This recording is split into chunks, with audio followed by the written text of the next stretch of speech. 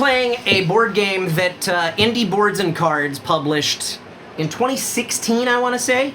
It's called Melee. There's the instruction manual right there. Yeah, good read. We're not zooming in. There we go. All right. Yeah. That's all the rules explanation yeah, you're there you go. get. And that's all. Yeah, I'm just gonna read it. You read that? Read it. You in done? 5, 4, 3, 2. Okay, now we're gonna play. Now it's quiz time. Everybody type exclamation mark quiz in the chat. If you fail, you will be kicked out of the chat. So sorry. Permanent ban from every board game stream ever. This is kind of an area control game. It's got a bidding mechanic to it. I'm gonna quickly go over what I remember from having read the rule book again just a couple hours ago. Cool. For the first time in 6 years.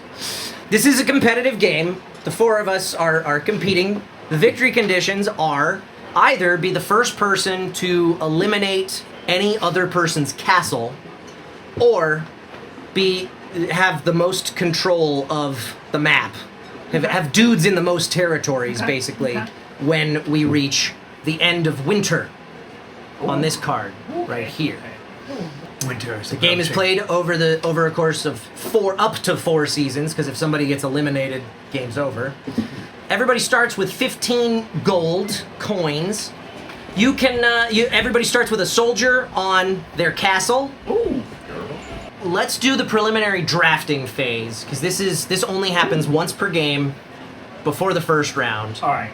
Starting with the person who has the first player card, players take one of the following 3 actions in turn, and we keep going around until all players have passed. So, your first option is you can recruit a unit in your lands.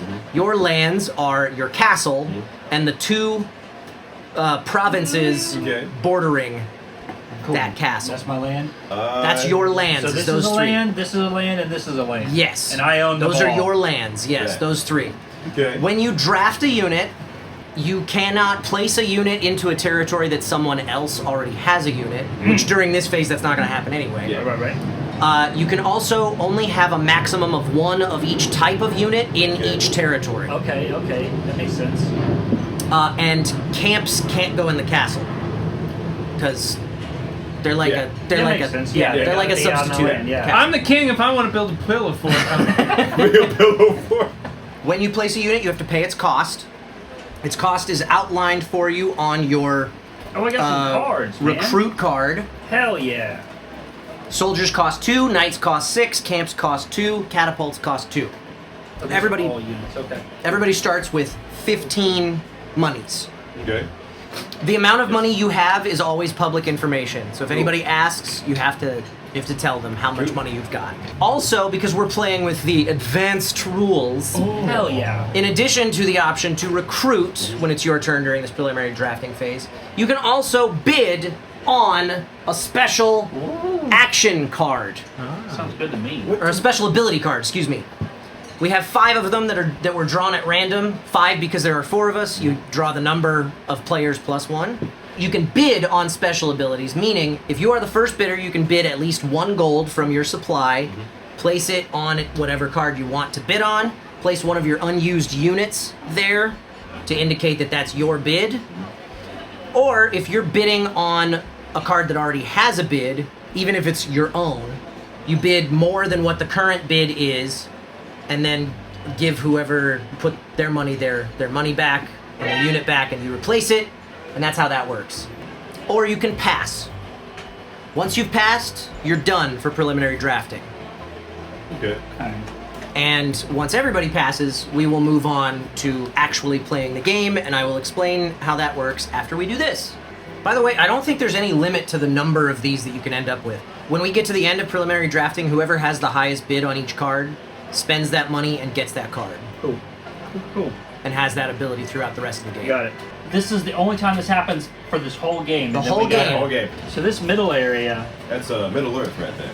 Kilimanjaro. Okay, so the deal with this is that knights cannot go here. Okay. Catapults cannot attack here. Oh, that's what that is. But catapults have +1 range here, meaning they can hit a castle from Kilimanjaro. How do you get one there, though? You can build one there. I thought you have to build on your lands. You can also build on a territory that you already have a unit. Woo! Oh, so later on. Later on, when we get to recruiting. If I have control, I could build. Okay, Yeah. Interesting. Because you can't move catapults. Got it. But you can build them anywhere Cool. you've got control. Cool. I thought we could only bring in people in here, so that makes sense. That makes sense now. Another thing I forgot to mention about catapults: So if you are attacked in a region where there's a catapult and you end up losing control of that territory during that attack, they gain that catapult. doesn't get destroyed. It turns into their catapult. Well, that's f***ing horrible. That would have been nice to know. All other Alright. units, Well, yeah. all other units do get destroyed. I forgot to Okay, mention okay. if yeah, Hey, Will. if the blue team attacks the red team, they win. No matter Yeah, what. yeah, that's how that I works. should have mentioned that. Sorry. Is that the same thing with camps? Actually, Better let me see yes. my camp. Camps can also be captured. You said here are the rules, but you only Does showed not one de- side of the Does paper. not defend. You'll learn today, big daddy. Yeah, no. Catapults don't defend. Oh, camps defend Camps defend themselves, though. but catapults don't. Okay, that's good to know. Good to know. Good to know. Okay, Stay in school, kids. so Do drop. Wait. No, school. Get out of there. Get out of there as quickly as you can. everybody and forget everything spends about the it. money that they bid on their abilities and gains those abilities. I got abilities. Hey, that's fun. Get Just in, put get that out. face up on the table in front of you so Don't that make everybody knows waves. you've got that ability. The real game begins now that initial setup is done. Okay, so the way that this is going to work, the first 3 seasons all play out the same way, and then winter plays out pretty close to the same. Good enough. First, we will auction off the first player card. Everybody declares how much money they have, and then holds anywhere from 0 to all of their money in their fist over the table, and then we simultaneously reveal. Yeah. Whoever bids the most gets the first player card at the cost of what they bid. Everybody else keeps their bids. Cool. And then, if there's a tie, whoever had it last is the tiebreaker in clockwise order. After that, we will simultaneously pick one of our 3 action cards. Recruit, move and attack, or tax. Oh. So, you'll have these cards secret. You'll place one, the one you want to play, face down on the table.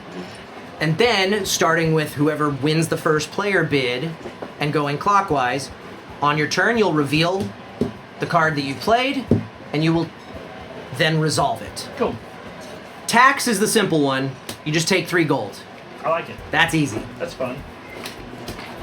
Recruit gives you the opportunity to recruit and place units in your castle, its adjacent provinces, and any other territories that you occupy Gotcha. at the cost of recruiting, at that recruiting cost. The most complicated one would be move and attack. Allows you to, if it's a soldier, move, and this apply. You can move up to like 0 or all of your units or anything in between when you take this action. Okay. So, soldiers can either move to an adjacent province, Makes sense. or you can line them up on the border to attack an adjacent province. When you're moving into an adjacent province, it has to be empty. You cannot go into a province that has another. Well, it doesn't have. You could move into a province you control. Yeah. It can't have any enemy units in it. Or you can attack, which means you line up on the border to say this guy is attacking this okay. province. That's how. Okay, that makes sense. When you attack with any unit, you will first declare how much money you have, place any number of coins in your hand. It has to be at least 1 on an Okay. attack. Okay. Any number of your coins into your hand, Okay. hold it in a fist, and then the defender gets to guess how many coins you put in your hand. Cool. If they're right, you lose the battle, your attacking unit is defeated, is removed from the board, and you still spend your bid. Damn. Okay. If the defender is wrong with their guess, then the unit that you were attacking is destroyed, and you still spend your bid. When it comes to attacking units, like if there's multiple units in a territory, you always attack soldiers first, then knights, then camps, Catapults don't defend, so if Right. you attack and there's if there's a catapult there and Nothing else, then you just you win. just move in there and the catapult becomes yours. Gotcha. If you have any catapult tokens left, if you don't, the catapult just comes off the board. Okay. So that's soldiers and attacking. Knights, which I don't have any on the board, Me but either. you do. Knights, so soldiers can either move or attack once per move or attack action. All right. Knights can move and attack an unlimited number of times per move or an attack Damn. action. As long as you have money. So you can line him up on the border, attack him, then move in, then attack this guy. Wow. You can just keep on steamrolling. Wow. But you're going to be spending money with That's every why they're battle. So expensive. Yep. So it's pressing your luck there. Yep. So that's those guys. If you're attacking with camps cannot attack; they only defend. If you're Okay. attacking with a catapult, you will name what province you're attacking, which for most of us is just an adjacent province. You do the same thing. If you're successful, every unit in that province is destroyed. Nice. And so is your catapult. Unless you've got Dustin's ability, which means the catapults stay on the board. You can still only attack once per turn with a catapult. But with each catapult. Okay. After we do all of those, Hey. because we'll all take turns resolving whichever action card we play, then we will take income, which is 1 gold for every camp you have on the board, every province you have that is marked with a +1 gold. Cool. So camps are +1, these are +1. Cool. And you'll get that much in income when we get to the income phase. Lastly, we change the season and we start a new round. So you'll only get 1 turn per season. Okay. Got it. That's why those knights come in handy then. So the only thing that's different about winter is you will choose 2 action cards and resolve them in any order you choose. Gotcha. Which means you can change that order when it gets to your turn. Let me make sure that I got in the that. order you choose, so we just don't have to place anything. Just whatever on our turn we play. Is that what you're saying? Yeah, on your so you play 2 cards face down, and then you resolve both of them in any order. Oh, okay. So you still have to choose 2 of them, Okay, gotcha. but you can decide which order to play them in on your turn. Gotcha. Okay, so that's how the game is played.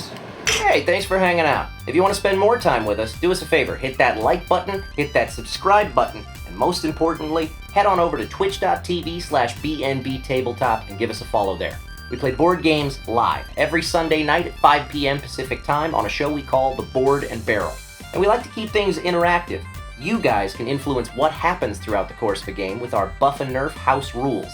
You can also make predictions on how things are going to pan out, play virtual bingo for a chance to win a free board game of your own, and heckle us and stuff from the chat. Thanks again for watching, and we'll see you Sunday night.